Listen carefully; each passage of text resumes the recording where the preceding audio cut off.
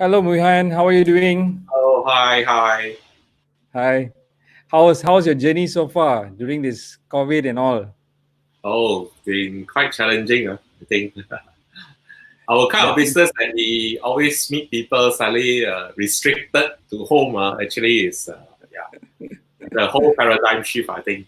yeah, man. It's like a crazy, all one day before we are seeing a lot of people, and then the next day is like Zoom back all at home. Right. Crazy, right? So, to our friends here, all our friends here, we have Mui Han here, all right, with us.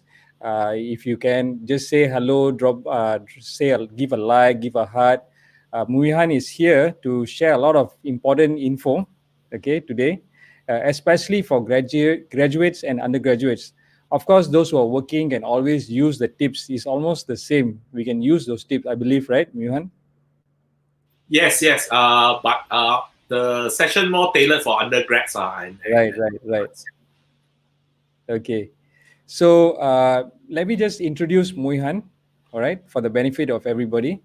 Mui Han is actually a good friend of mine. We actually met in LinkedIn, and we met actually some time back also, but LinkedIn, we are actually pretty connected. We do a lot of work together.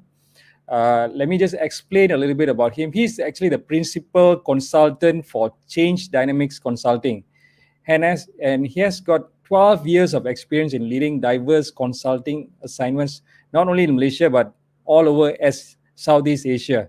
Okay, he was with PwC Advisory Services before implementing different aspects of organizational development projects for various clients. I believe even construction and white. Maybe you can share a little bit after this, Mohan. Okay, a little bit about your consulting. Okay, Uh, sure. and and also he founded the Primed for Success movement, and that's where I saw he's very active, and he has helped a lot, thousands of students. All right, he started in 2017. He focuses on enhancing Malaysian undergraduates employability. Right, he knows a lot of graduates are not employed at the moment. Right, he focuses on enhancing Malaysian undergraduates' employability through personal branding on LinkedIn. He has conducted 52 sessions at 17 Malaysian universities with more than 5,500 undergraduates in attendance. Right? For his efforts, Mui Han has recently been named as one of LinkedIn's 100 most inspirational icons in Malaysia in 2018 and 2019 by Marketing in Asia. Right? So today, he is here to share with us 5 critical LinkedIn personal branding strategies, especially for undergraduates and fresh graduates. Over to you, Moihan. Perhaps you can also share a little bit about your consulting work so that for the benefit of Sure, everybody. sure, sure. Hey, thank you, Nessa. So good afternoon, everybody. Mui Han here from Change Dynamic Consulting. Very happy to be sharing this afternoon with all of you. Nice to see you all. I see some of you here. Yeah, Azam, good friend from. Uh, so wanted to maybe just give a good background of myself. So, Change Dynamic Consulting primarily is a management consulting firm where we help corporate clients in the areas of change management, strategy consulting, as well as HR advisory. So these are the 3 key areas that we do quite a bit. But on top of all that, I personally have a very passionate interest in training, but only a particular topic which is very close to my heart, which is emotional intelligence.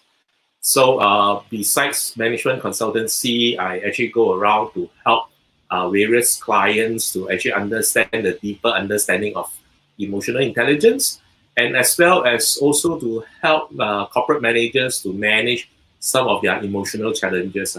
So, I offer a very unique corporate course that incorporates training, classroom training, but also I also will sit down with all the participants post the training one to one for half an hour to actually do a bit of executive coaching, especially in the Oh, areas of emotional management. Right. Because I feel that a lot of corporate managers today always have the challenge of there's no good way to vent out their frustration or no place to actually talk to. You can't talk to your boss because that might affect your promotion and increment. You can't talk to your peers because all of them are competing for the next job or the promotion. Definitely can't talk to your team members because you're already demotivated. You shouldn't be demotivating them. So when a third party non-vested person like me comes in, I find that it's actually very, very effective. That's why a lot of times I actually advocate to organization, even if it's not me, please do engage an executive coach for the managers. In fact, anybody who have managed more than 2 or 3 people should have a coach or a mentor because it's actually very, very useful for their personal development. So that's on my professional side. But because in our consulting business, we have valleys are high and low. And usually our normal cycle, not because of COVID, but our normal cycle, we usually have downtime anywhere between November all the way up to March, right? And that is usually the case. So for many years, because primarily one of the key group of people that I deal with are HR directors, HR managers, hiring managers. Their major grievances and complaints are very consistent. They keep talking about there's always a talent challenge, talent acquisition challenge, trying to find the right talent, especially entry level, fresh graduates. Right? And they also find that the quote unquote quality deteriorates by the year. And they always have this idea of how come our graduates are getting from bad to worse, right?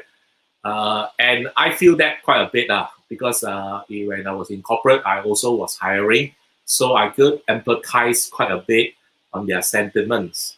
Particularly, not to single them out, but more so, the focus was always on this perception of our public university undergraduates or fresh graduates from the public university. And this one became personal because I myself is a public university graduate. I was from UPM. So I always feel that it's actually not so true to say that our public university graduates are inferior to the rest. But I feel that probably there's a lot of challenges within the public university structure as well as the way we are being taught and exposed.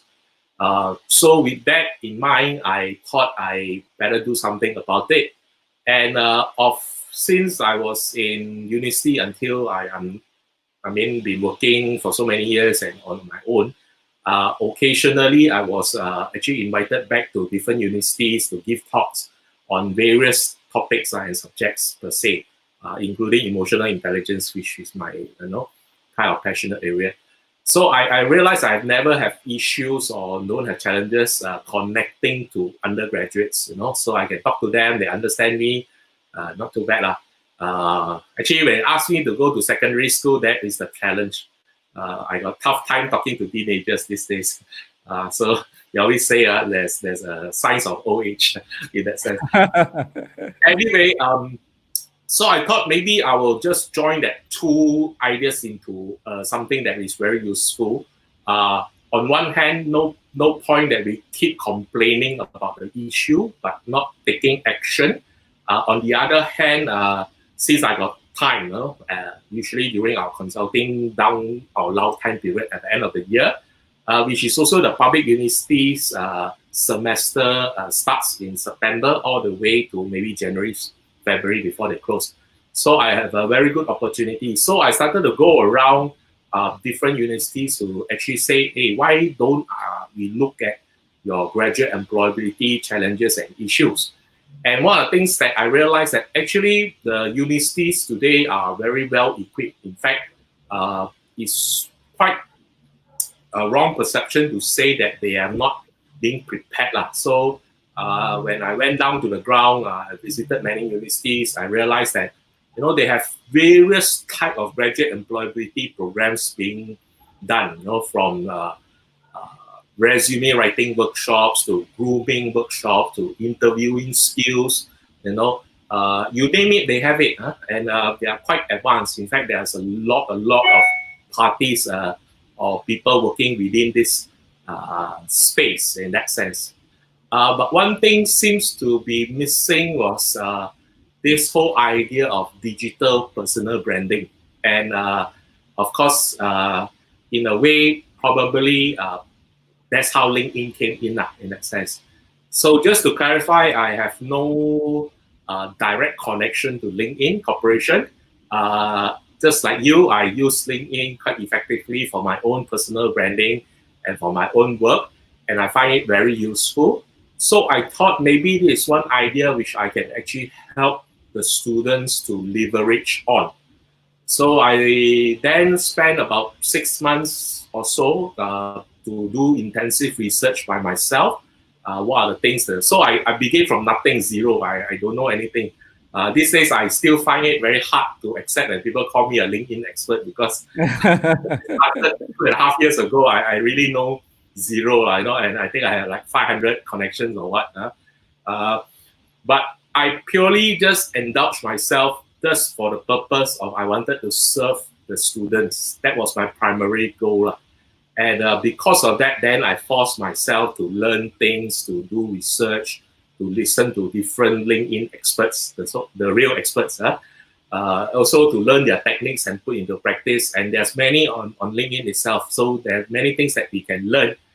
And with that, when I was ready, so that's where I then moved into universities, and to say that, I observed that you have quite a bit of employability programs for all your students, but there's one missing link, which is probably nobody does LinkedIn. So at that time, about 2.5 years ago, when I went around, I just noticed that only one university, and also it's a private university, that had a short module to teach the students on how to use LinkedIn, which is quite what we call a green field, in fact, quite a green field.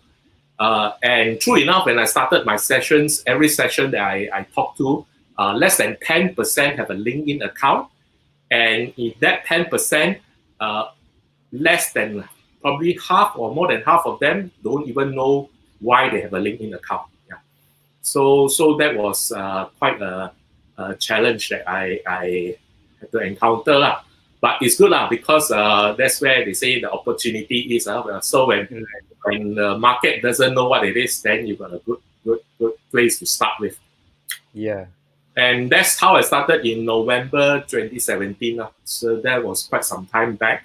And I actually had a lot of challenges trying to convince university administrators, lecturers, leadership teams to actually allow me to run my session.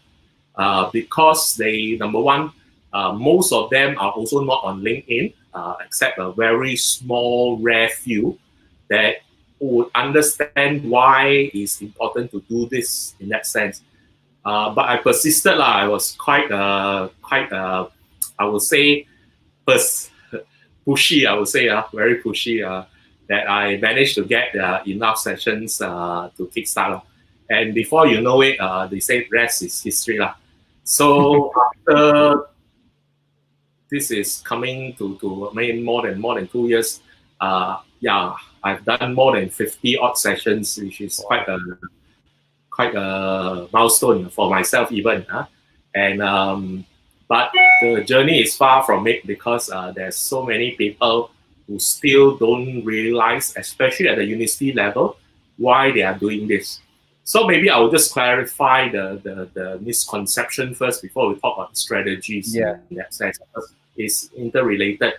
So I remember running this session, Prime for Success. I commit, and I have a structure for it.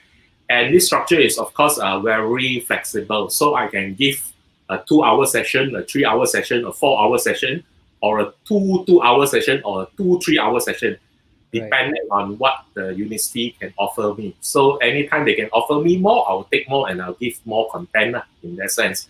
It's a purely hands-on workshop method. But when I started, I actually didn't do a hands-on workshop method.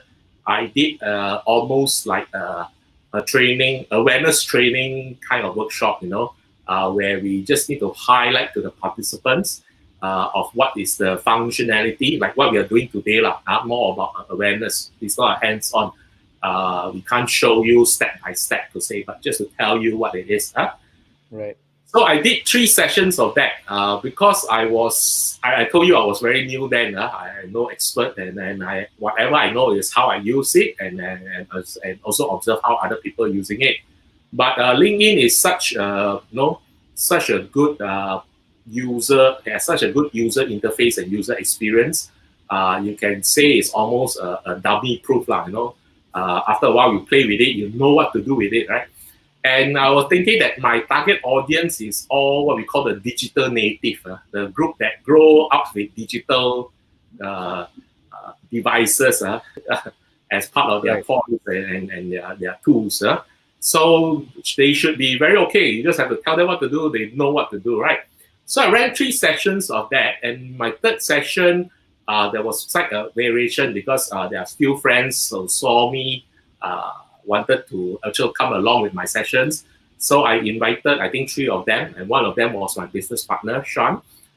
So I did a variation at the end of the session. I break them up into small groups, and I assigned these 3 friends of mine, including my business partner, to maybe coach or mentor a small group. Each group have like 10 to 15 students, right? I took one group, so there were 4 groups discussion. I think that class we have about 55 people. It was in UPM, right? And we were doing that. And this group was actually from the medical veterinary college, so they are pretty much quite savvy and quite smart, I would say, comparatively. Not so comprehension was not an issue. So when I finished the session, my business partner pulled me aside and said, "Hey, bro, I think they don't understand what you've been teaching for the last 2 hours." Really? Oh no. So I was like, this was really how to say quite a enlightening moment, a big aha moment for me. All the trainers out there, you may want to bring a third party to come in and sit into your session and give you some feedback. At least that was a moment for me actually. So I asked Sean to say, what do you mean? I think is it am I going too fast, or is it because my English or language proficiency? They say no. They may not speak up, but they understand English very well. When you communicate to them, they speak not too bad. They can understand exactly what you're trying to say in that sense. But it's the why. They say they don't understand why are you teaching them to use LinkedIn, because there I was crusading, if I can use this word, LinkedIn. As students, you must be on LinkedIn, and this is how you do it, pop, in that manner. And then I come to realize that's the big misconception, and I'm sure many undergraduates still having today. And for those watching today, if you have this misconception, let us help you to shift this mindset, because it's very important, because it will change your entire attitude towards LinkedIn. So the misconception that I realized after debriefing with my business partner, Sean, was this.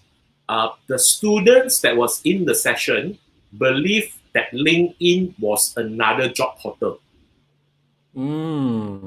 So they were slightly confused because they are very familiar with job portals like JobStreet, the various job portals. They are very familiar with that. And to them, their processing is that I only need to be in a job portal about, let's say, a month or so before I graduate, so that my CV is there, and if there's a job advertised there, I can go and apply for it. And so this is the idea that they get, that why LinkedIn is important, because to them it's a job portal in that sense. Right. As well as it's also what we call a digital CV Dropbox, so to say, where you dump your digital CV there, right? So that's where it suddenly occurred to me, because primarily we all still use LinkedIn to look for a job, and in fact, professionals are there, people who have been experienced higher, many of my friends or business associates, when I talk to them about LinkedIn, they will also agree with me that they only use LinkedIn when they are in a career transition. If they want to move on, then they be active on LinkedIn. And once they get their new job, they no longer look at it, until the next job comes up, right? Yes. So in a way, that perception is also very strong with our students. So they feel that why is this guy coming in, so enthusiastic, trying to push, and push us to use this job portal, and I'm in second year, or even in third year. What on earth is he trying to do? So that changed tremendously how I approach the entire thing in that sense. Right. Because I spend a lot of time telling them why they need to do it, and today's employment is getting more and more challenging. And also some of the feedback that I get from my corporate clients, from my HR managers or HR directors I interact with, how can they become better or become more to enhance their presence or to become more marketable. Right. So then from 4th session all the way to 52, I changed my mode. It literally become like a 101 LinkedIn session where I teach you individual buttons to press. It comes to that kind of training, and it works very well these days. Right. And they can see the value. And in all our workshops, they'll become a live workshop where you need to bring a laptop. If not, you work on your phone. And the 2 hours or 3 hours is purely about 60-70% is really working on the profile itself. So by the end of the session, you have covered some of the key important things in the profile, which only then talks about how you're going to use it from that point onwards. So yeah, the misconception, I just want to clarify here again, I think that's very useful. LinkedIn has become more than just a job hunting place or a job portal. It has a job portal function. You do see some jobs advertised, but that function is actually very minimum compared to what it's capable of. So in fact, if you want to compare in any terminology that is correct, LinkedIn is really a social media platform. And with social media platform, it has a lot of potential, just like other social media platforms, from your Facebook to your Instagram to your other things. TikTok, I think, is the number one thing now. Right? And so with that, but using this social media platform, that's how well you can build a very strong case of evidence of your capability, of your knowledge, of your thoughts, that you can profile yourself to use it for employability. So that is the difference. So with that in mind, it's also not just a digital CV. So you don't do it one time and you leave it until you need to find your next job to update your CV. You don't do that. But it's more of a tool for you to tell your story on a periodic basis. And periodic basis is up to us to define. Some people tell, like yourself, you tell story every day. So that is your periodic basis. Some people do it 2-3 times a week, like myself. Certain people do it every week once, or certain people do it 1 month once. But that is where it becomes very powerful. And I learned this from other experts. So I was in one session, I think it was a LinkedIn local session, when my good friend Aslin Abdul Rahim was one of the panelists. And I think the question was posed to him because Aslin is one friend that I know that spends 12 hours a day on LinkedIn. This guy is crazy. Yes. So he gave this very nice analogy, which I thought was brilliant, So he was saying that actually when you go for a job interview, when you submit a 3-pager CV, maximum 3 pages anyway, right? That is very 2D. Like if any hiring managers read a CV, while you give good information, that's why you need to prepare a good CV. But it's still very 2-dimensional, and it doesn't give much room for a hiring manager or recruiter to fully understand the candidate, right?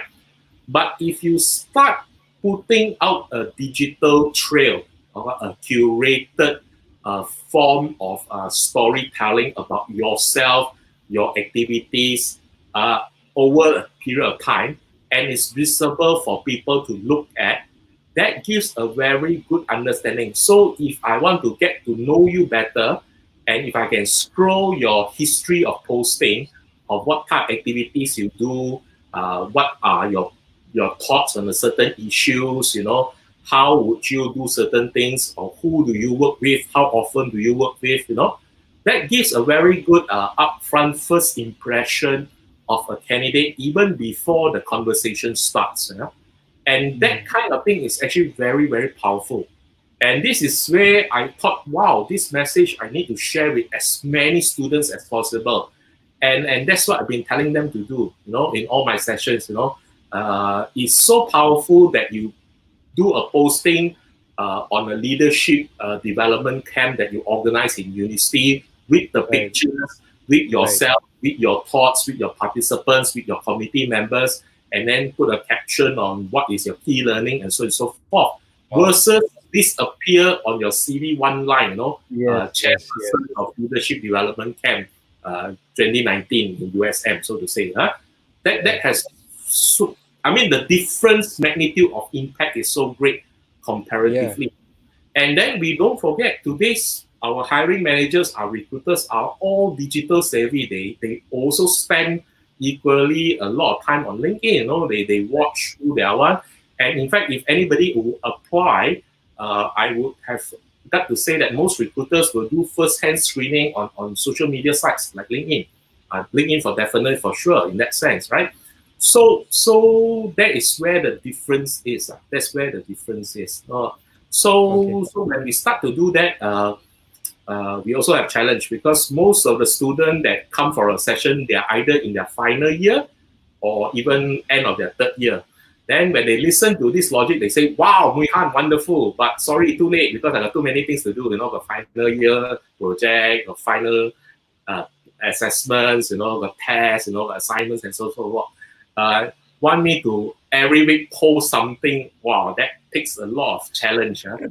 That's where now I start to talk to different universities, say maybe we should run this program when they are in year one or Earlier year, stage. when the start of year two or second year.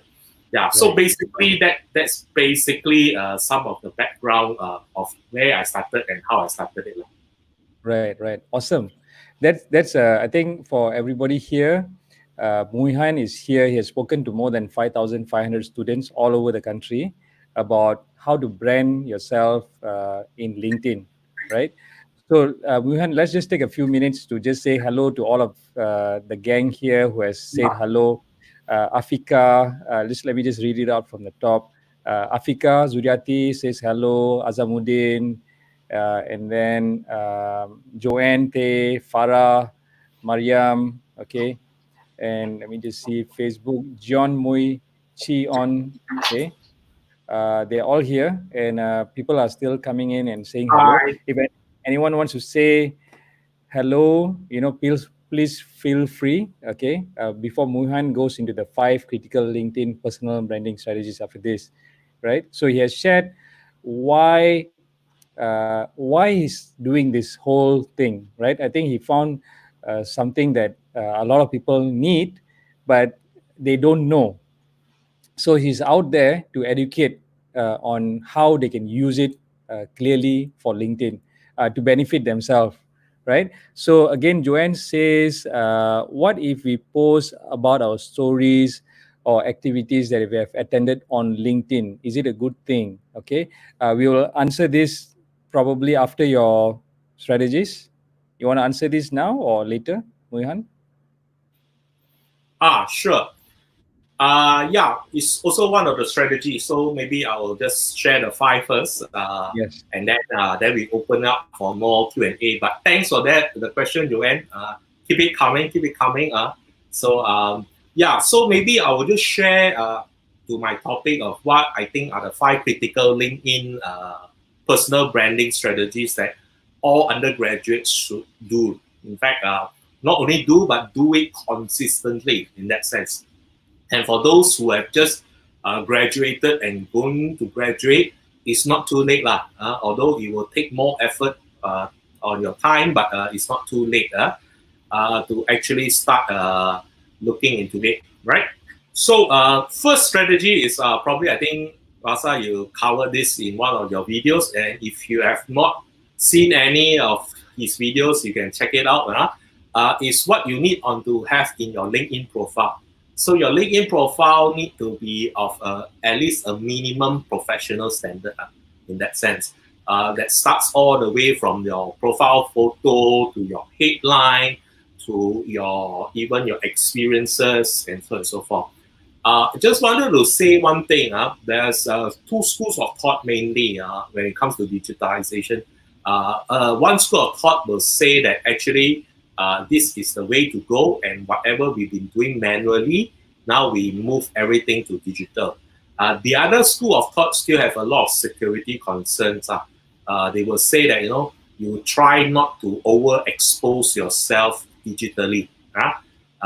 Just post minimum or just enough information there so that people won't take advantage of this information in that sense.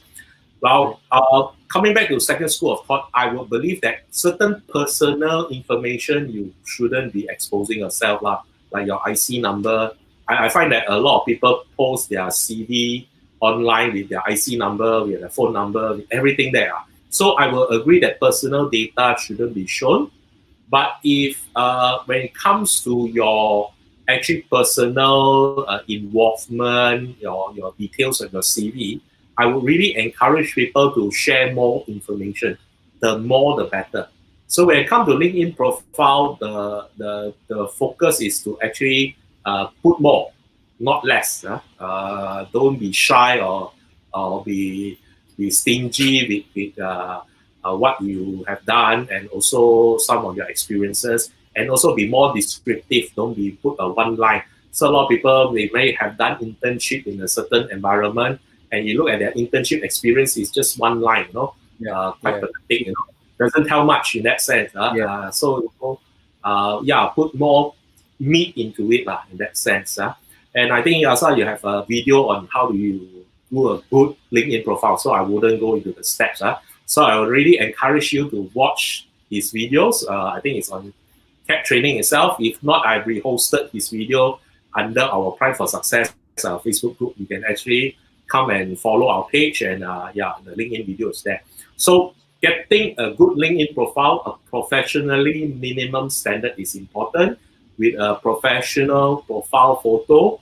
And maybe just to quickly touch on the headline. Headline is something very tricky. If you don't change the headline, by default, it will take your last position.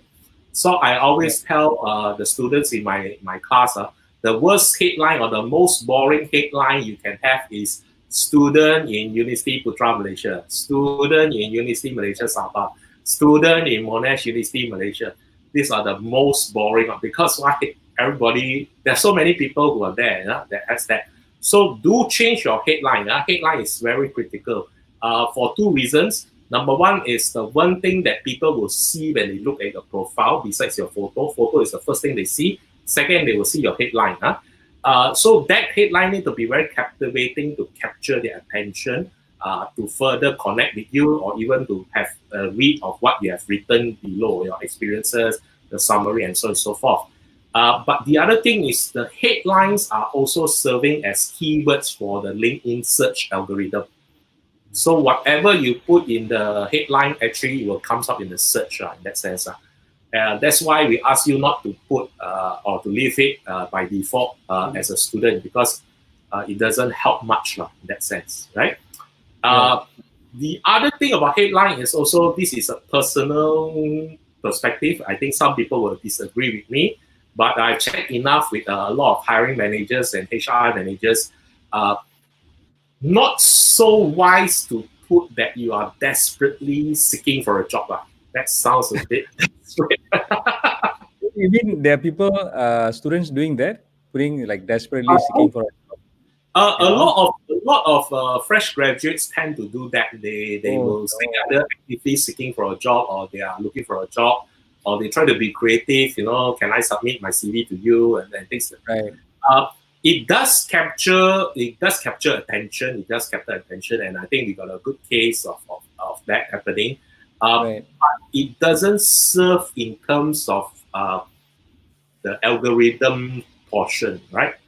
Right. So, so a good blend of this would be also putting keywords like your not your university definitely.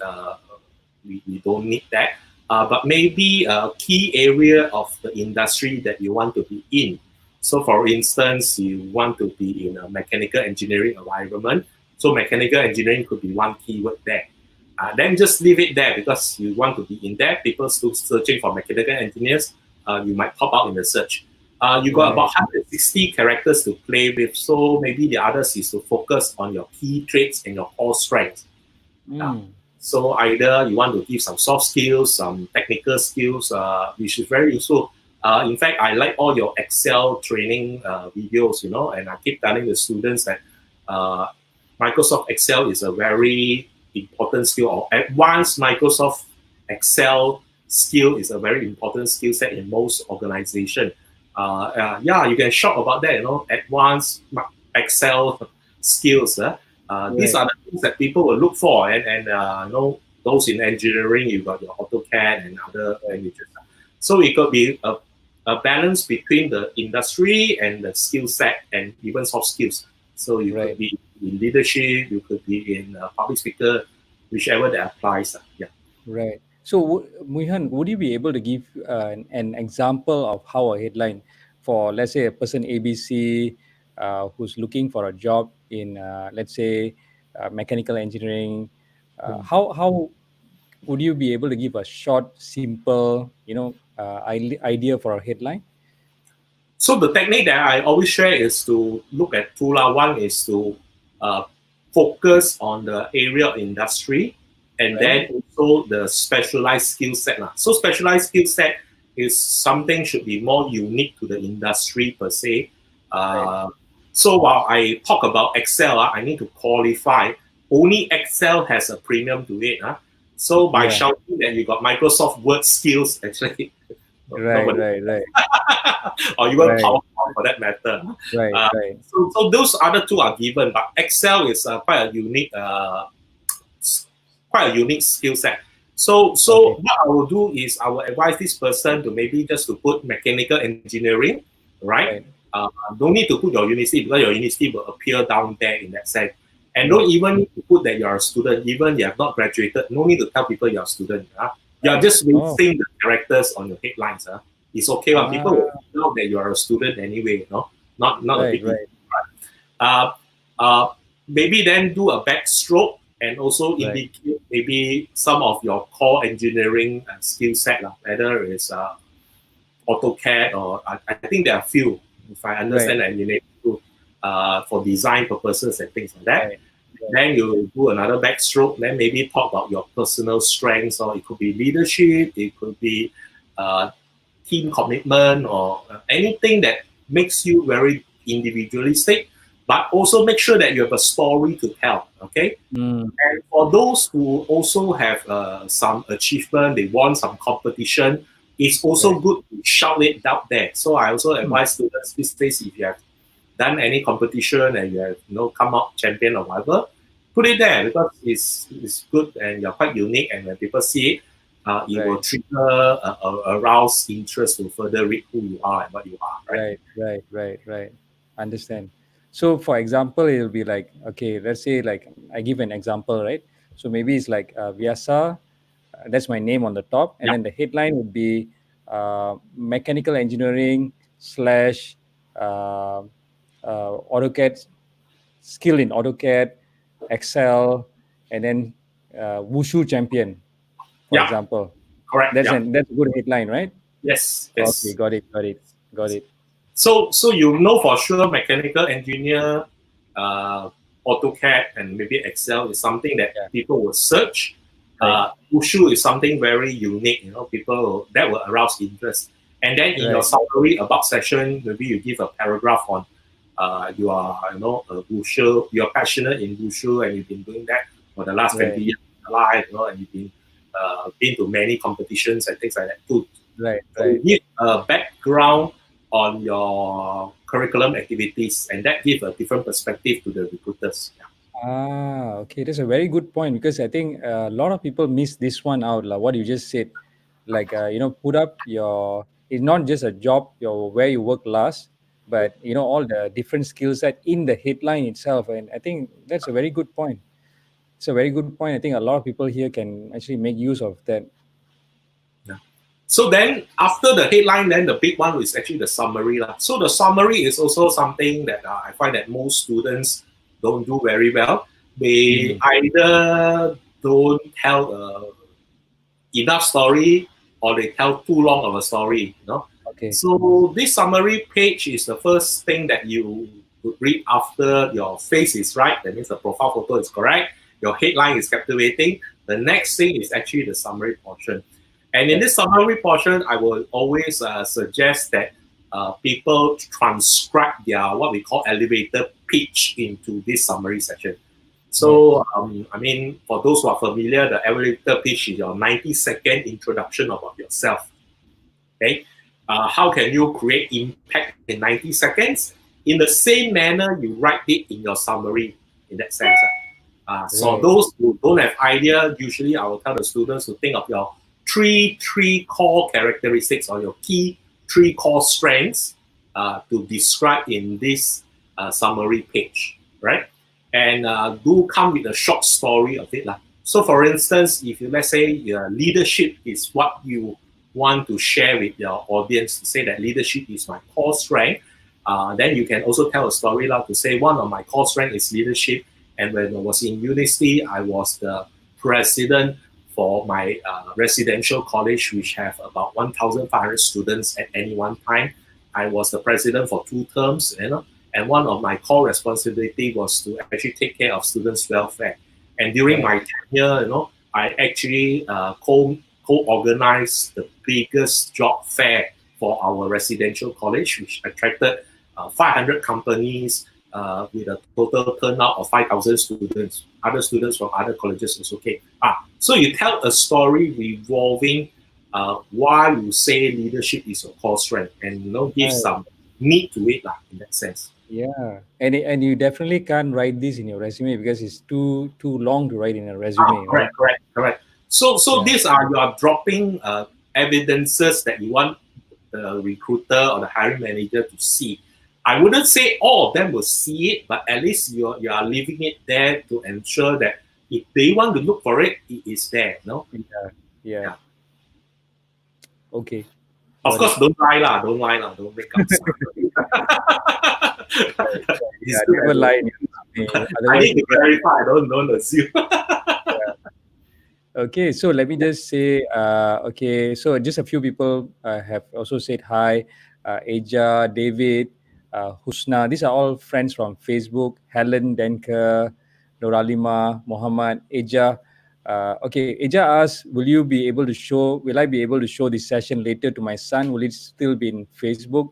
Yes, it will be because it's a recorded session. After this, the session will be still there, the same link, all right?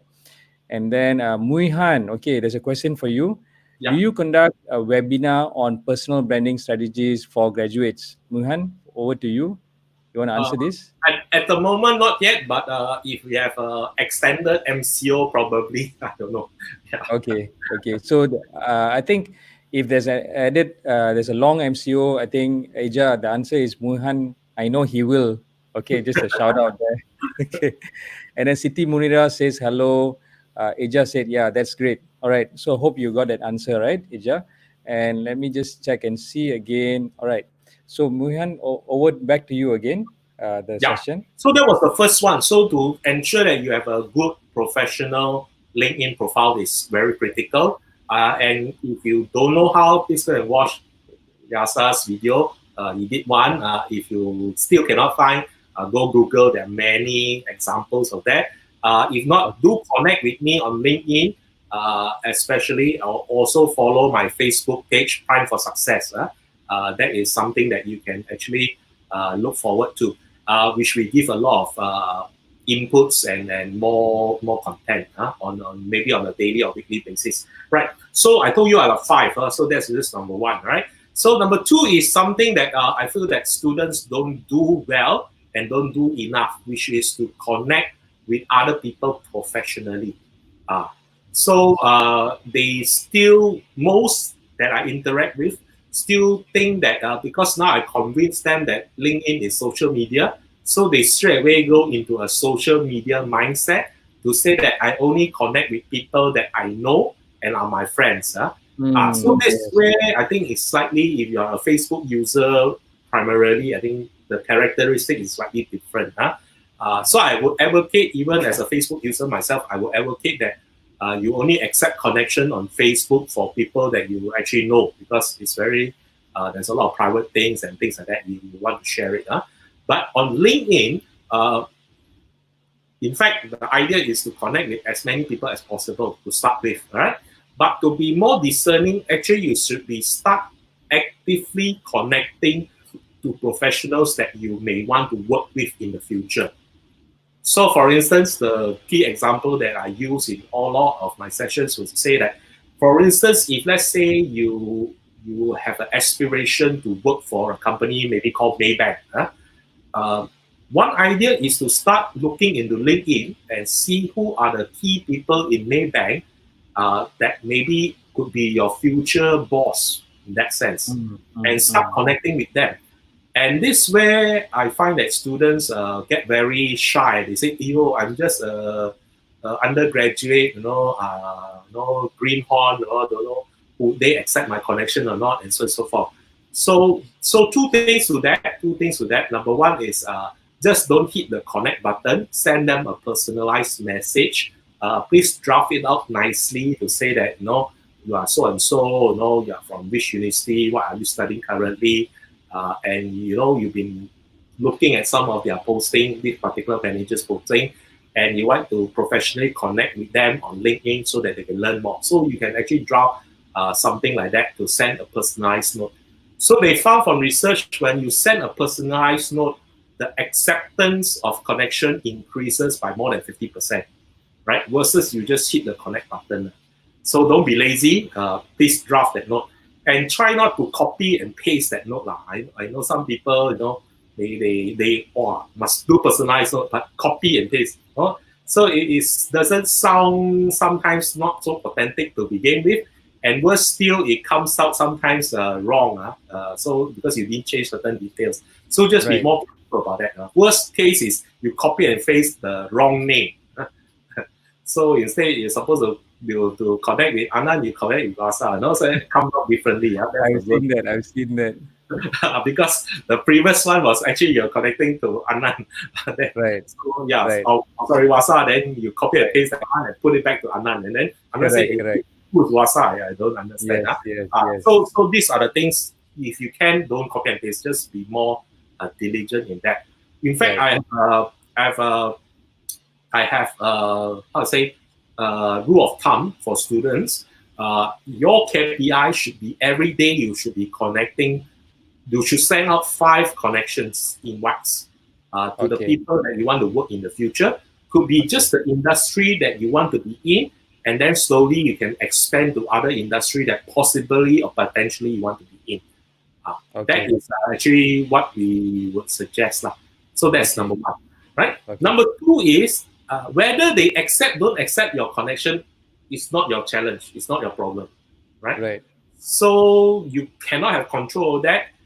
If you only do things actually well enough, then you extend yourself professionally.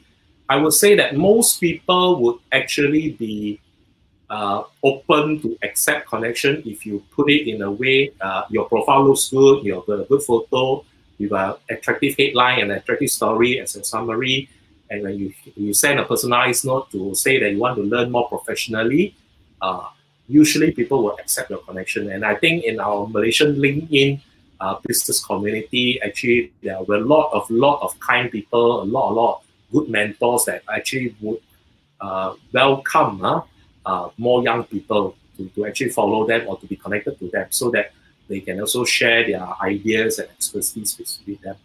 So that is something that we will encourage people to do, especially at the student level.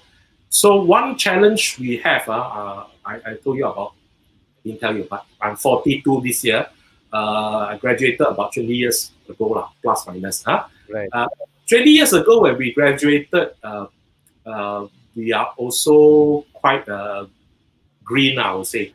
So I actually go around when I run my 52 sessions. I was in the halfway point that I was telling them about the feedback that the HR community is giving to the fresh graduates, how frustrated they are with their attitude, with their expectation, blah, blah, blah, this and that. Right. Then after a while, I realized, this is actually not very helpful because when you tell people like that, it doesn't help me, I cannot change their perception and nothing to do with me, my seniors' fault, and things like that. So I come to realize I stopped doing that. I stopped doing that, but I paint the picture differently in that sense that in today's employment world, it's very dynamic and very demanding, and in fact very competitive. So if you were to wait until you graduate all the way after your final semester, finish your final paper, or finish your internship, only you apply for a job, chances are you are fighting a losing battle. Because there are just too many applicants with too few jobs in that sense. And the recruitment, the hiring managers are very, very selective. I met so many people who tell me that we are looking for the best people. So we got a lot of assessment that goes on. We got a lot of criteria, we want to get the best fit. And because in Malaysia employment laws, there's this line, easy to hire, hard to fire. So you make sure you hire the right person. So trying to stand out among the rest, if you do the traditional way, like what I did 20 years ago, finish everything, only then submit your application, it may not work today because the world has changed. So I say, if I reflect back 20 years ago, I was also like the undergraduates today, very still, enjoy my university life, is so happening, and also very myopic. Maybe the word I will use is myopic. Myopic in the sense that my window of attention is the 3 to 6 months ahead. So I only look forward to what is happening next semester or what is happening next month. I don't think 6 months or 1 year or 2 years ahead in that sense. And I can afford to do that because this is my discovery period. I make all the mistakes in university, and by the time I graduate, I'm supposed to mature enough to say, maybe this is what I want.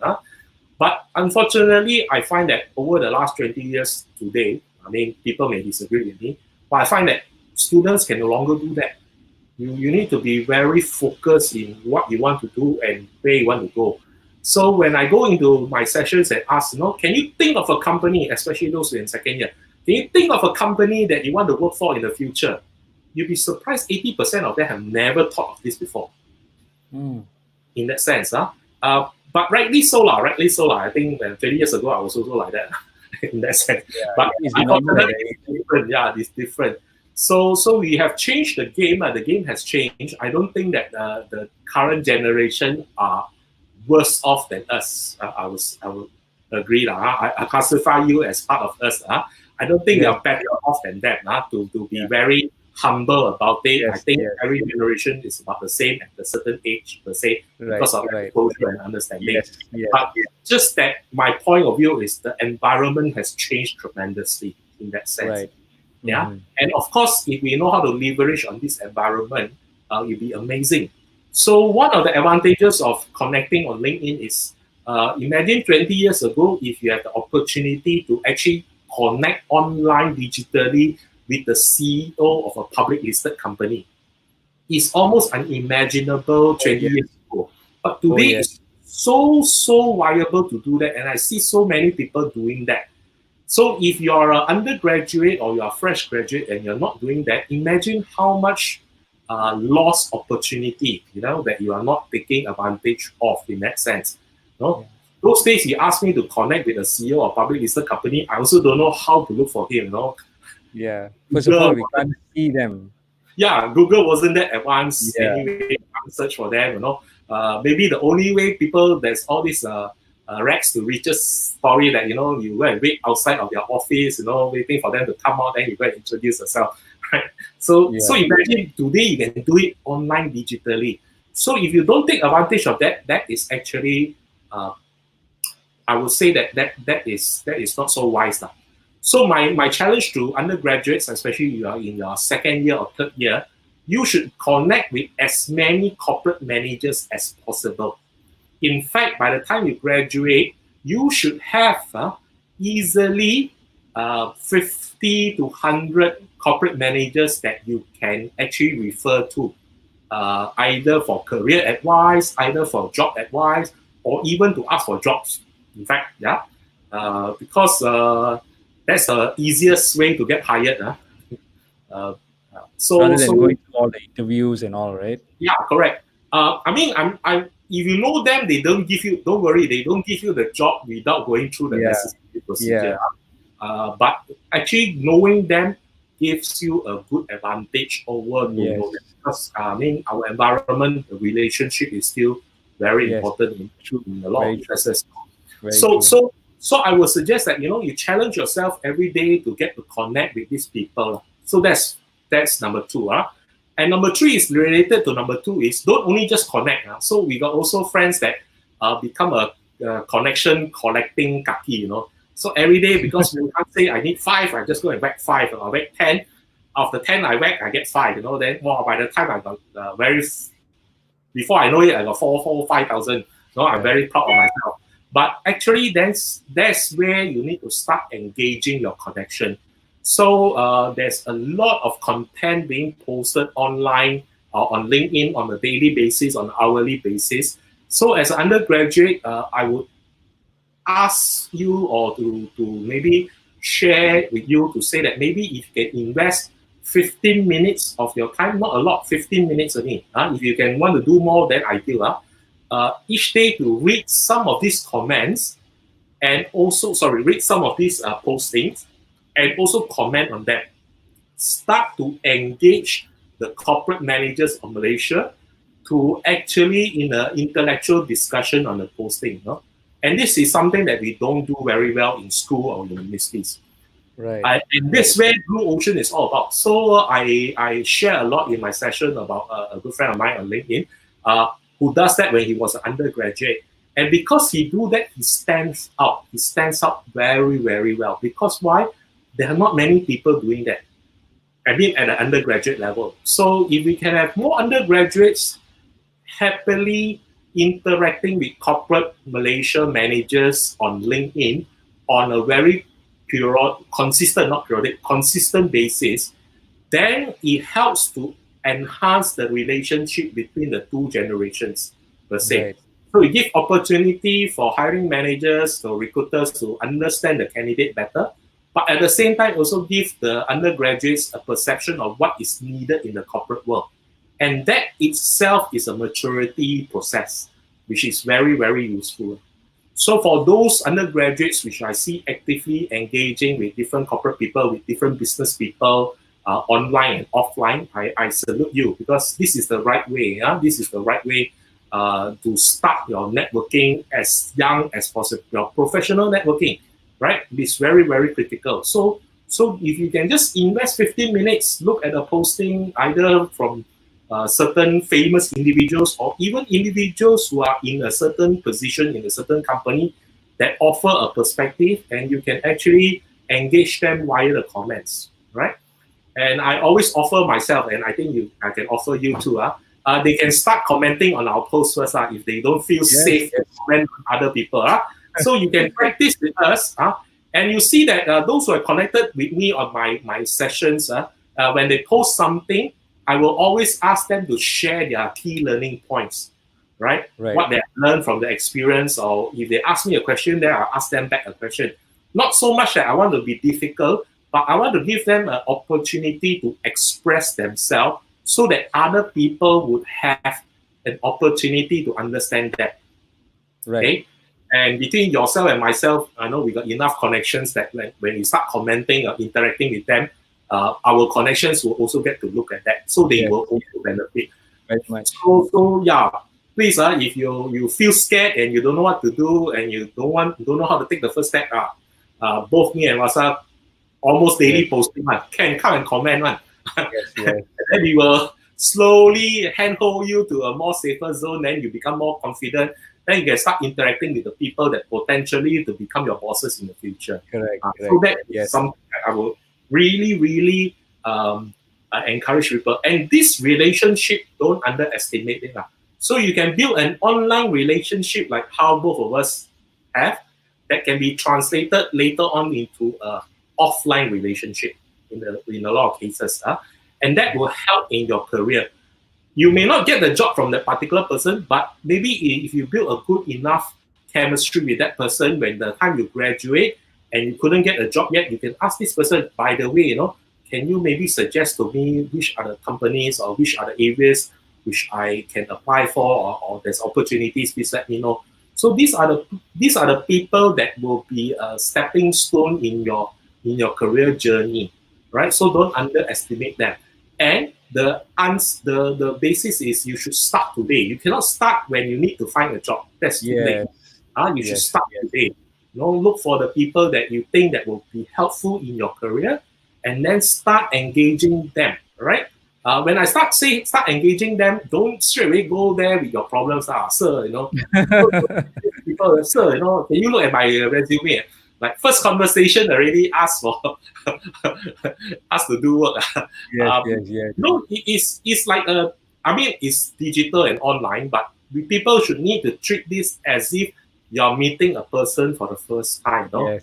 Yes. I always use the analogy. Like you nak kahwin also. You need time to dating They. first. Get to Yes. know each other first. Don't straight away talk about how many kids you wanna have. And so forth. Yeah. So Yeah. do that because if you're able to build the relationship over time, it will become very useful and meaningful in the longer term. Right? So Right. don't be so transactional. And a lot of students will say that why should I do that? I'm so far away. This guy is like 20, 30 years older than me, generation gap. Uh, well, like I say, the world has changed. We can't allow. If you decide to wait, you'll be left behind, and we have enough unemployment numbers for the youth or for the graduates to show you how critical it is in our current environment. In fact, that is before the current COVID. After the COVID, I think it's even more challenging. So I would really advise all the undergraduates there, whether you are in the final year, whether you're in the third year, start with professional networking using LinkedIn as soon as possible. Discipline yourself every day, add 5 to 10 people on LinkedIn, and then with the people that have added or connected with you, start to read their posts, start to comment on their posts, reshare their posts, because you will grab their attention. Anybody that reshare my post will grab my attention. I was Yes. True. very curious to actually understand who is this person who have just reshared my post. And as a Exactly. result, I get to know you better in that sense. And if you've got a proper write-up, you've got a proper profile with the right picture, with the right summary, with your experiences there. And if I'm hiring, maybe then we can start a conversation. Even if I'm Yeah. not hiring, I may even look out for you if I know any of my clients or my connection or network is hiring. So don't underestimate that. So that is number 3. Number 4 is something that Malaysians don't do face to face. So maybe we can start doing it online, which is to ask questions. So if Mm. we can get more of our undergraduates to practice asking questions, this is one skill set that is very useful when they come out to work later. In fact, if they don't come out to work, they run their own business. This is also a very useful skill set. Like you and I, we ask our clients a lot of questions because without understanding our clients, we cannot sell our solution and True. services to Very them. true. Right? Very true. So regardless whether you're going to be in employment or in business, asking questions is a skill set that you need to learn today. And the best place I would say is on LinkedIn. So you can ask questions in 2 ways. In one, in commenting on somebody's post. You read something, you want to seek further clarification, or you already got a hunch what he's trying to say, but you want to have a deeper conversation. You can start to ask questions, and you realize by asking questions, people will able to see whether how mature you are or not mature you are, right? And this way, I find that it's a good place for you to start honing this skill. Don't wait until you come out to work only start doing this because then it's too late or too costly. But now the worst case scenario, if you become too annoying or ask the wrong question, people just remove you as connection. That's it. Nothing further than that. Yeah. But it's a good training ground. So I encourage all our undergraduates who are on LinkedIn to ask more questions on other people's posting. Put that as a practice. Or you can do it as a posting yourself. And I see many people have done that. They just seek advice from their LinkedIn community. And again, Malaysian LinkedIn community is such an amazing group of people. I've seen so many postings who say that, I went for 3 interviews, all of them didn't succeed, and I feel depressed about myself. What can I do as a posting? Before you know it, like 99 comments to say, why don't you do this? Why don't I offer this? And so forth. So there are enough people willing to step up to help you without any expectations. So if you can maybe put it into practice to actually do that, maybe not every day or one day, few times, but maybe once a week, there's nothing wrong. That helps in 2 ways. One, help you to become more mature so that you know that how do I word my question differently and become more professional about it. And that build a good skill set. And when I come out to work or when I come out to do my business, it helps a lot. And number 2, it also gives people an opportunity to understand you better. Because not only just by clarifying, sometimes your question is also an indication of who you are and what you are. Okay? Right. So that is number 4. And the last one, which is actually related to Joanne, question they asked, we should post our story activities that we have attended on LinkedIn. Yes, the answer is yes. And you can do this for 2 reasons. I find that it's very useful. Most of us attend university for 4 years, 3 years or 4 years, but majority is not. And in the 4 years, because there's so many things that's happening, by the time you graduate, I can quite guarantee you whatever happened in semester 1 or 2, you probably have forgot about it. Yes. Okay? And some of us even more hero or more champion, because we were trying to find the partner of our dreams. Whatever happened, we forgot because we are too focused on trying to find a life partner. I mean, jokes aside, this way, when you come to a job interview, although you got a good CV, very impressive result, and so you call for a job interview, you'll find that it's a very challenging time because you're trying to recall your experiences to be shared in the job interview. And it's very common these days, I think I've done that, but I don't know how to tell this story. I forgot about this story and so forth. So if you practice periodic posting of all your activities and all your classes or all your projects on LinkedIn, of course, don't share any sensitive data that you shouldn't share. So for instance, if you do an internship in ABC company, I'm not asking you to share ABC's trade secrets on LinkedIn. Please don't do that. But you can actually say that, I've been interning in ABC company, if that's okay. If ABC say you shouldn't post anything about us, then don't say that you're in ABC. But just say, I've been interning in this engineering company. And these are some of my key lessons that I learned for the last 2 weeks. Then that could be, working with teams are very important. Then you can describe the situation in a very generic and redacted way. Now, why you do this is, if you do it on a weekly basis or 2 weeks once basis, by the time you come to your first interview, this one actually becomes like your digital diary. Okay? Right. So you always, I was a candidate myself. So the half an hour or 1 hour before you step into the interview room, and most HR recruiters will ask you to wait somewhere, right? While you're sitting there, you don't know what to do, right? This is where you scroll back all your LinkedIn posting to help to refresh your memory of some of the activities, programs, achievements that you have done. Because all these stories will be very useful for you in your job interview. Right. Yeah. So by doing it now on a periodic basis every week, I make sure I post something about an activity that I've done. I post something about a program that I attended. I post, and you can post in multiple fashion or way. You can put dates there. You can put where is the place. You can give a context. You can give a caption, right? So that is one thing that you do. You create a digital diary for yourself before job interview. Of course, the second one, which I explained earlier on, this becomes the profile or a digital trail for people who want to find you on LinkedIn.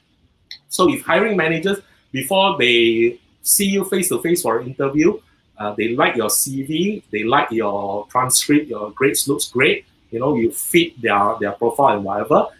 Before they want to call you for an interview, they may want to check you out on LinkedIn. And when they check you out on LinkedIn, they say, wow, not bad, this candidate, they've done certain activities and courses and so on and so forth. And yes, that also become a conversation during the interview. So if you do this, you are at all positive. You prepare yourself to remind yourself of all the good things that you've done in the past, so that when you go in that 1 hour interview, you're just telling impactful stories about your experiences, and that is always good thing. And number two, you also have laid the foundation for questions that you are more in control of. You share in the sense that, because I keep talking about all these things in my LinkedIn, and when the recruiter saw all these things, they want to have a deeper conversation. I'm ready because I was there and done it before. So you almost shepherd the conversation. Of course, if you fake the posting, then that becomes a problem. That's why I not to fake it, in that sense, right? But if you are really been there and experienced that, nothing defeats it from actually sharing that. Wow, this is really, really good ideas you have given, Mui Han. I think this is fantastic. It will definitely benefit. Would you be able to summarize again the 5 points so that for the benefit of everybody? Definitely. So the 5 critical strategies for personal branding on LinkedIn for undergraduates and fresh graduates is this. So number 1, make sure you have a professional LinkedIn profile that includes a good photograph, a good headline, a good summary, and make sure that your work experiences is actually quite full. I mean, full in the sense that you give more description to it. Don't leave a 1-2 liner. So if you have done any internship, make sure you describe the internship, what you have learned in the internship, what you have experienced in the internship. Because internships today are one of the most important hiring points. In fact, the other one related, although nothing to do with LinkedIn, but I'd like to suggest this. I also noticed that Malaysian university students only do one internship in their 8 semesters or 6 semesters. Whereas if you look at most of our foreign graduate friends, when I was in PwC, I have every summer break, there are people coming back from UK who do internship in PwC or the Big Four. So by the time you graduate, actually they got like 6, 7 internship under their belt, because every semester they come back and they do. Minimum there will be 4 at least, not 1, right? So if you have more, then you can have more things, more content to tell and more experiences to tell. And that's where I find that our public Malaysian university student may be of a disadvantage if you just do one internship, right? So don't wait for the one mandatory one. Actually, every semester you can go and do internship, right? Right. I also got question before when I tell that, then people say, sir, can one, right? I thought it's illegal. So just to clarify, yes, can. You even in your first year, finish your first semester, your holiday, you can actually go to do internship. Nobody is restricting you, right? So yes. So the first point is to make sure that you're professional profiling in profile, right? That's the first strategy. Second strategy is we need you to start connecting professionally with all the people that you want to work for in the future or work with in the future, the companies that you want to join, and even the related corporate people that you think that will add value to your career. Okay, and use this opportunity because there's a lot very active corporate people on LinkedIn. Just hit that. And if you don't know where to start, okay, not to self-promote, you can use the 100 inspirational icon. 100 people there, you should connect with all of them. Of course, both of us are in there, but nevertheless, that's a good place to start, okay? You can actually go in there, you Google that, you can find the whole list and add those people, right? So second one. Third point is related to the second point is we want you to start taking interest with all your connections. Don't connect with them and don't do anything. Take an interest in them, read their posts, comment on their posts, have an online discussion on their posting, reshare their posts, And once you do that, maybe you can also have some DM. You direct message them with further clarification. When you direct message somebody, probably it's good to actually uh, start off with just trying to uh, ask questions to understand things uh, before you come to the point that you want to get something from them. So what I'm trying to say is you shouldn't be messaging me for the first time straight away, ask me, sir, I need a job. Or sir, please review my CV. You should at least have some conversation with me over a period of 6 months or so. And before, it's by the way, sir, would you mind helping me to look at my CV? Then I'm more compelled to actually Yes. help you, right? True. It's just like these days we talk about etiquette, at the professional level, the experienced hire and business people. The worst case scenario for most of us in the business world is the moment you connect with me, and after I connect with you, the first message that you send me is a sales pitch. You're selling me something, or you give me your list of services. And these are major no in social media etiquette. So in a Right. similar manner, undergraduates also need to learn that. Don't connect with a professional manager and straight away ask for a job, or straight away ask to review their CV, or straight away ask to recommend another job. No, take time to get to know the person and let the person know you. I think it's more Yeah. important, right? True. True. So that's number two. Number four is actually ask questions. So ask question can be in the comments. Ask question. You can post questions as part of your posting. And because questioning technique is one important skill that all of us need to learn. Because in our education system, we find that this is something that is very, very lacking of. We've been taught to answer but never to ask. As a result of that, most of our students and even most people in the corporate world, I feel, especially at the lower level, don't know how to ask questions and feel shy about asking questions. So we want you to start practicing these skills and using it as a platform with an audience of all these corporate business people that is much more experienced, much more mature, to help you to increase your maturity and to grow better in that sense. So yeah, practice asking questions. That sense. And lastly is about posting.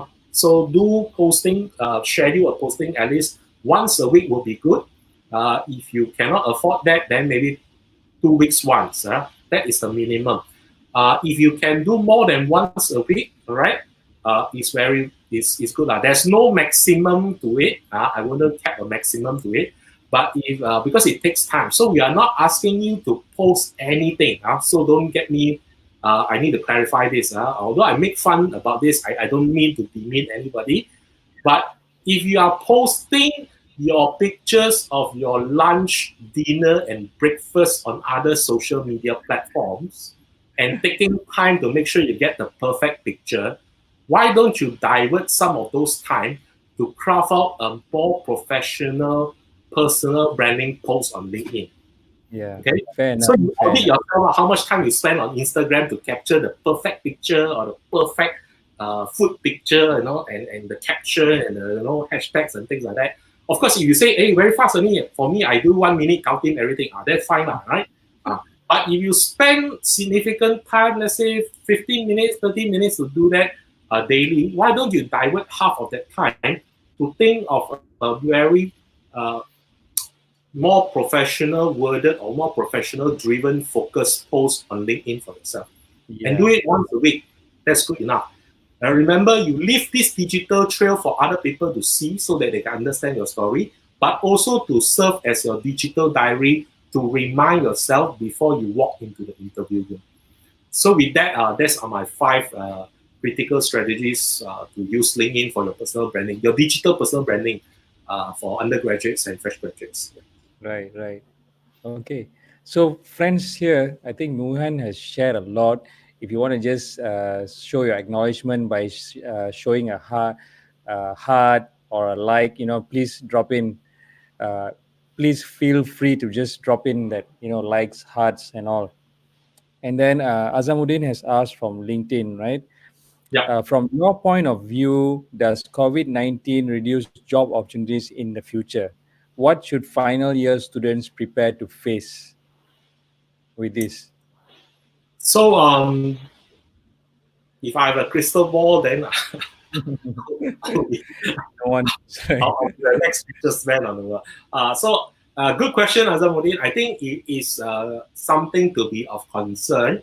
And I feel that personally, all the indicators actually look to a global recession, right? And graduating in the year of a recession is never good.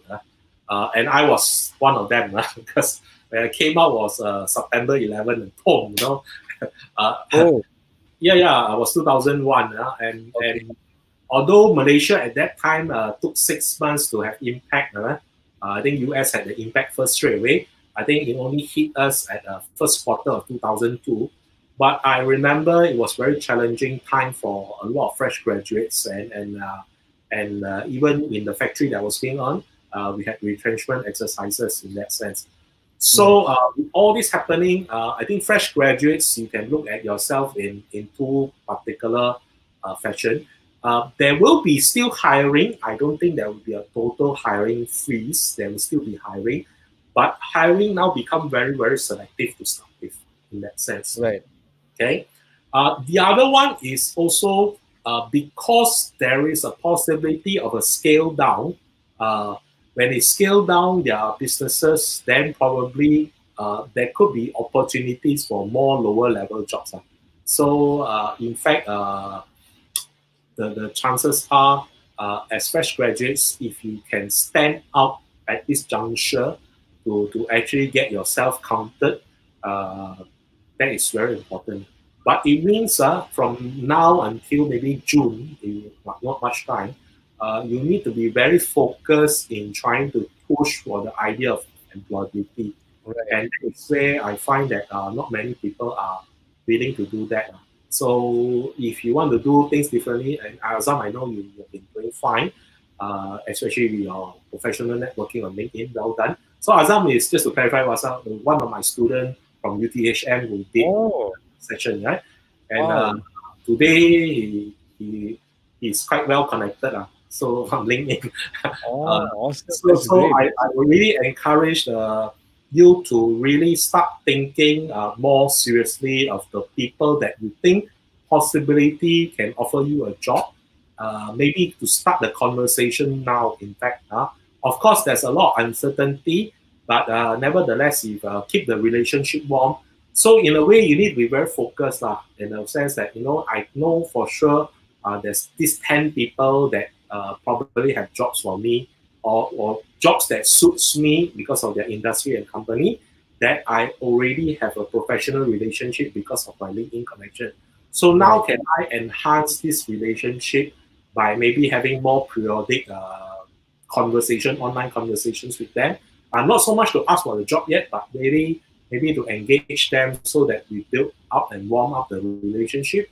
And by the time we out of the MCO, then things are more certain. Although it will be a very challenging time, but be more certain. Because during MCO period, most people will tell you we cannot make decision currently because of a Yeah. lot of things, right?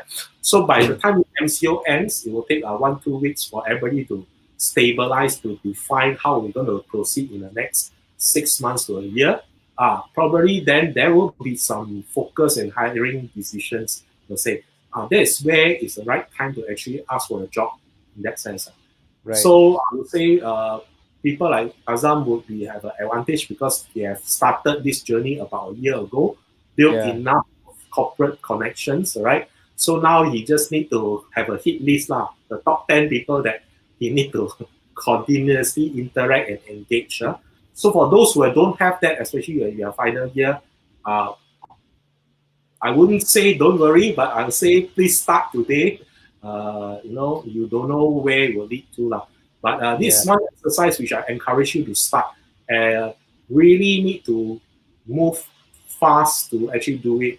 And even if, let's say, for whatever reason that the environment changes, we recover very fast. Vaccine is found, everybody is back to normal, and the economy recovers, faster.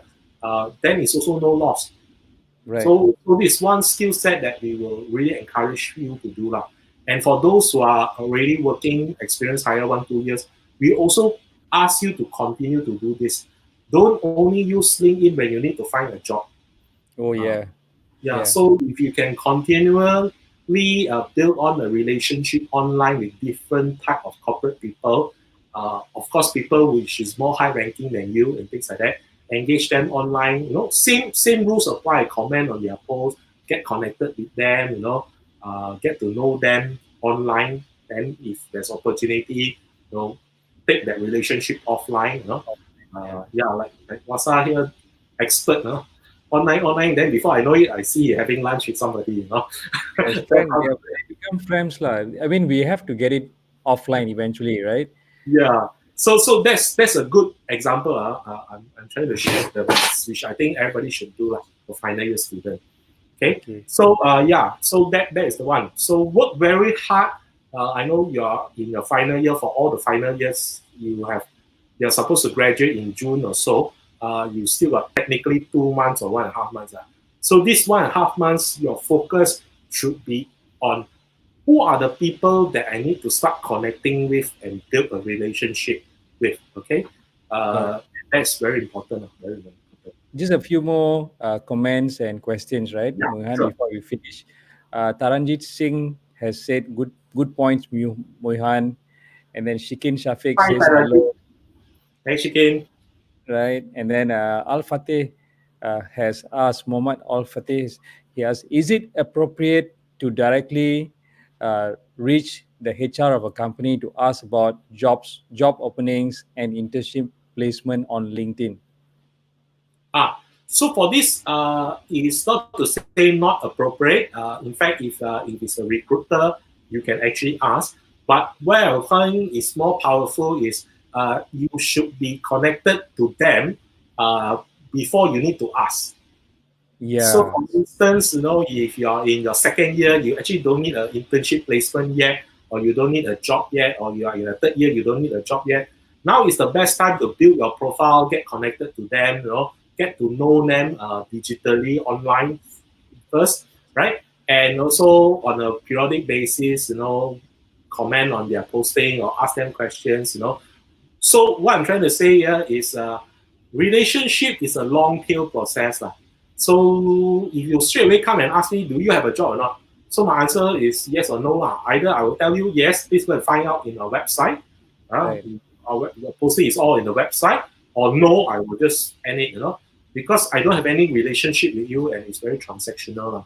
So, right, but if you can, build the relationship over time, and then when you need it, then you ask, then people will be more willing to help you and answer your questions. If they don't have, they also tell you why they don't have and when you should apply.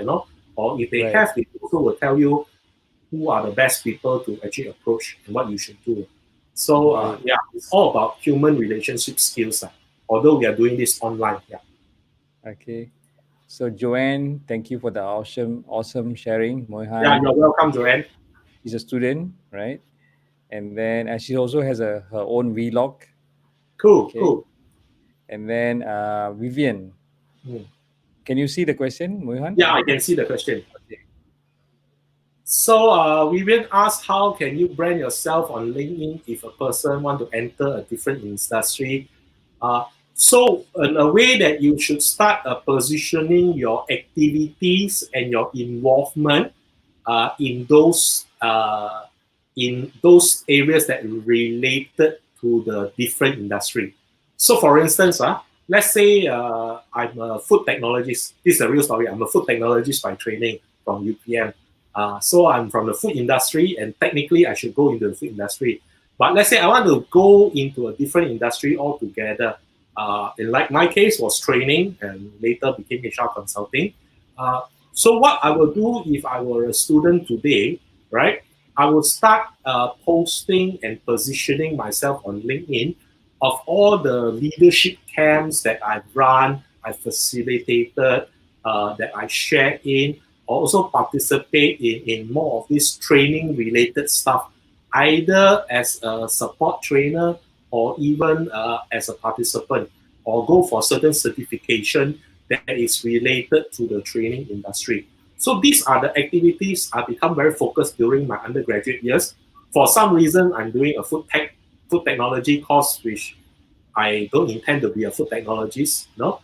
So I want to become a trainer. So in my 4 years of university, I make sure that I start indulging or engaging in this kind of activities, and not just engaging that, but also use my weekly posting to publicize that, to position myself. And many people have done that, you know. So because at the end of the day, of there's one school of thought will say that, you know, your degrees are not as relevant to the job that you want to apply. But I would qualify to say that certain jobs still need a very specific degree lah. So like engineering, you can't run away. The professional ones, you can't run away lah. No? Medicine, you can't run away. Or law, you can't run away. But anything else which you don't have a direct entry, you may be able to actually go into it. So I mean that this particular degree that you're studying don't have a direct entry, right? Or the job don't have a direct entry requirement in that sense. Right. Yeah. This is a follow-up question by her also, Vivian. We have worked part-time jobs, that skills are actually transferable, even though might seems insignificant for the next job. Do we still include it or just leave it out of the picture? Thanks. So Vivian, for that matter, you need to learn how to story tell your internship or part-time job experience, right?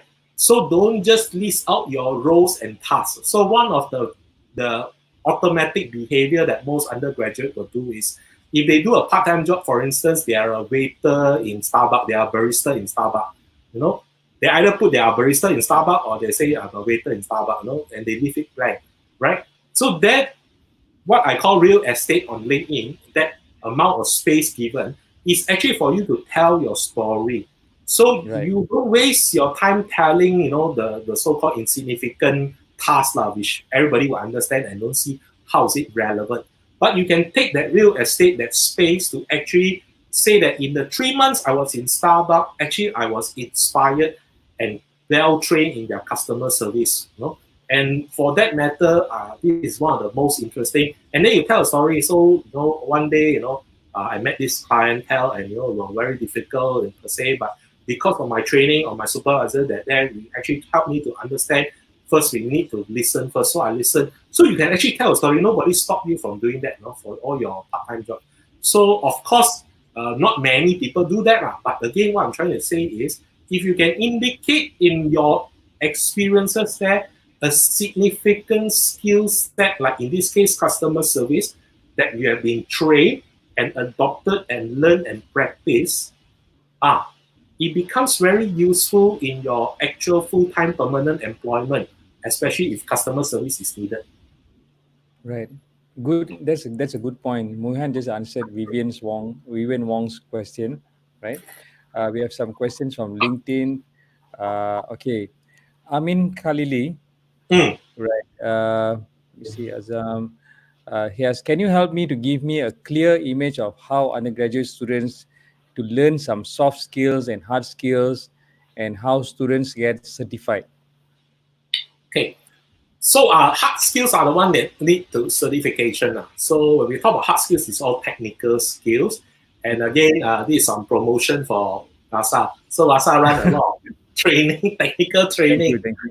whether it's AutoCAD, whether it's Excel. So yeah, and I mean, if you go for any of these courses, those are certification. That is actually give you opportunity to tell your future employer that you have been certified in AutoCAD, you've been certified in Excel, you've been certified in Google Analytics, you've been certified in so many things that you can do certification. And I really encourage some of you to do some of these things because it's very, very nice I mean, it helps in your employability to get certified. Soft skills is something that probably certification may not be the right focus, but it has got to do with the kind of activities that you participate in. And that's where once you participated in, ability to tell that story becomes important. So my current observation is actually when people say that Malaysian students are very studious, they only study and they only care about the academic results. I don't find that is true for university students, both public and private university. In fact, I find that our university students are very, very active. active. They got a lot of curriculum activities. This is where I would like you to enhance that. So I've been going around universities to say this. I feel that because you have so many curriculum activities, these days you need to be very focused in the type of curriculum activities that you participate. 20 years ago, our seniors, our teachers, our lecturers will tell you you should participate in as many activities as possible, right?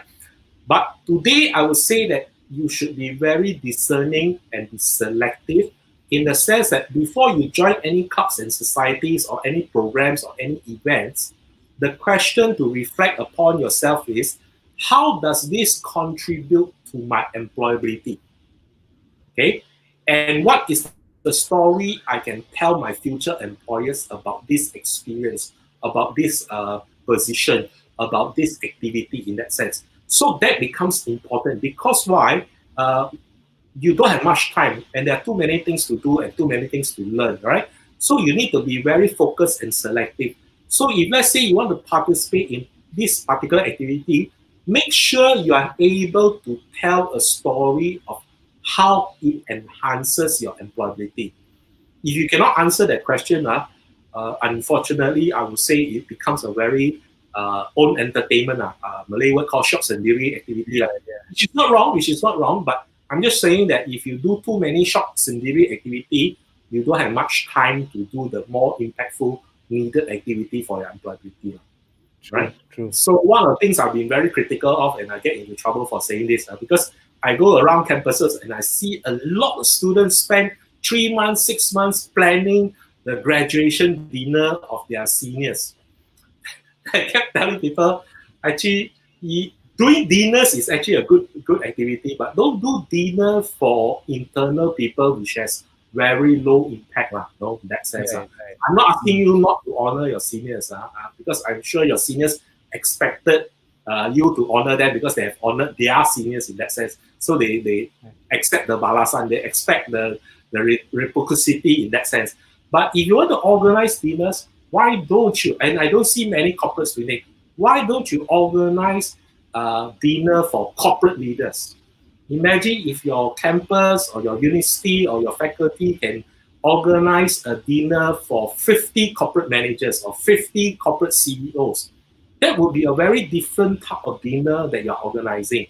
And with that, that kind of relationship building and things like that, you would actually enhance your employability very differently. And if you do it for 50 CEOs, imagine in one dinner, straight away you'll get 50 connections if you're the organizing chairman.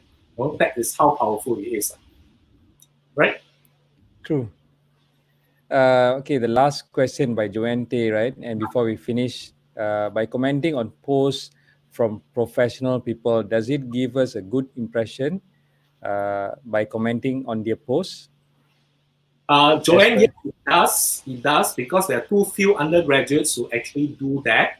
But with the caveat that try to be more thoughtful of the comment in that sense, okay? And not just treat it lightly. What do I mean by that? Treat it lightly. Because sometimes if you don't tell, people will assume, and assume is the worst thing we want you to do, right?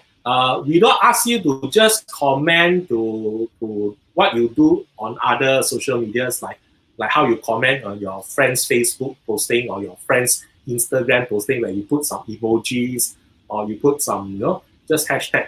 That has not much meaning. But if you comment to say is, you either support, understand what the person has shared, and also give your own perspective to reinforce that sharing, or you can also disagree. In fact, disagreeing with the professional person from your standpoint of view, done professionally, is actually more impactful. Because not many people do that, and not many people know how to do that in a very professional and tasteful manner. I would safely say that most corporate leaders and managers actually don't mind having a debate with anyone. More so, we welcome debates with undergraduates, because we also feel that it's a good opportunity for us to share knowledge, to share experiences. So when you challenge them, challenge it professionally, it actually gives you a lot of visibility and a lot of goodwill in that sense. But please do it professionally, and courteously, of course, needless to say. So, yes, the answer is yes, but please comment with more thoughtfulness in it. Don't give a simple emoji or thumbs up, things like that, which is not very worthwhile, I would say. Yes, correct. And then Azidin said, "Thank you, Vyasa and Mohan, for this. I already changed my headline straight Wonderful, away. wonderful, Azim.